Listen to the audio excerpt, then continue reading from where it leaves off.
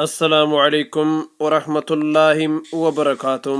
ربي قرآن كيستم نمني قلبي أبو وممدتشي الرجل كانت انتلم أكهبتم نؤفيرم كنمم أكنوتم رب ما إسابيك نفم وانتوني دتشي تنرجران شفتي سانم وانتس أرقمنا كهنتانم أكهبن نغرغرام نمني مسلمة هون وانتم دتشي فيم سامي كيس سجرهن ديساتم ربي أكته نبيكام garum adaduma umama kannin xiinxallaa ilaaluun iimaanni isaa daran dabalaa deemam.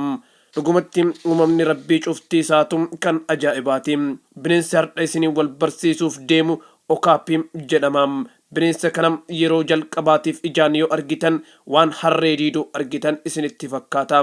Garuu xiyyeeffannaan yoo laaltan ammoo farda ta'uu mala jettanis shakkitanii. Garuu ammas xiyyeeffattanii yoo ilaaltan harree diidaas fardas akka hin taane hubattanii. Kana booda bineensi kun maal inni laata jettanii of gaafatutti seentu. Dhuguma bineensa kana harree diidoo jettanii tilmaamuun keessan sirriidha. Sababni isaa okaappiin harka isaa fi miila isaa kan duubaa irraa hanga sarbaa isaatti halluun jiru qajeelatti harree diidootiin wal fakkaataadha. Ajaa'ibni halluu barruu kana akkuma halluu harree diidootti garaagarummaa qabaachuu isaati. Okaappiin hundi isaatu halluu barruu kana kan mataa ofii qaba. Yaa uumama rabbii keenna. Qaamni isaa kan harkaa fi miilaatiin ala jiru ammoo bifa farda magaalaatiin wal fakkaataadha. Bocni qaama isaa ammoo sattawwaadhaan wal fakkaataadha.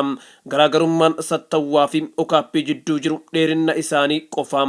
Bineensi kun kan argamu ardii Afrikaatti, giddugala Afrikaatti, biyya Democratic Republic of Congo keessatti.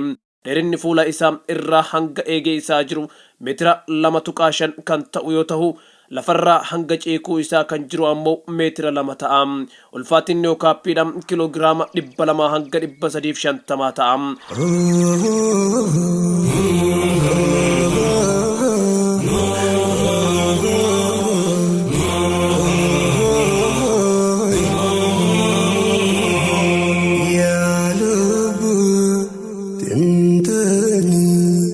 Wanti bineensi kun uumama biroo irraa adda ta'een kan biroo immoo warri dhalaadhaa guddina qaamaatiin warra dhiiraa caaluu isaaniiti.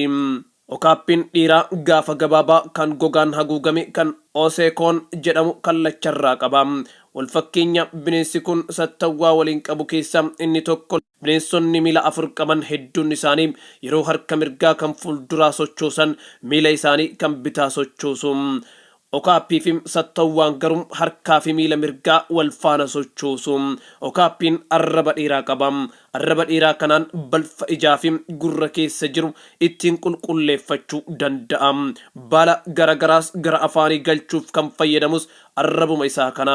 Sanyiiwwan baalaa 100 ol ta'an kan sooratu yoo ta'u, guyyatti nyaata hanga kiloogiraama 27 ulfaatu nyaata. Okaappiin garee uumee waliin hin deemu. Okaappiin cufti kophaa kan deeman yoo ta'u, carraan okaappiin lama waliin deemudha. Haadhaa fi ilmoo jidduutti qofa argama. Okaappiin tokko waggaa 2 keessatti ulfooftee ilmoo dhaluu dandeetti.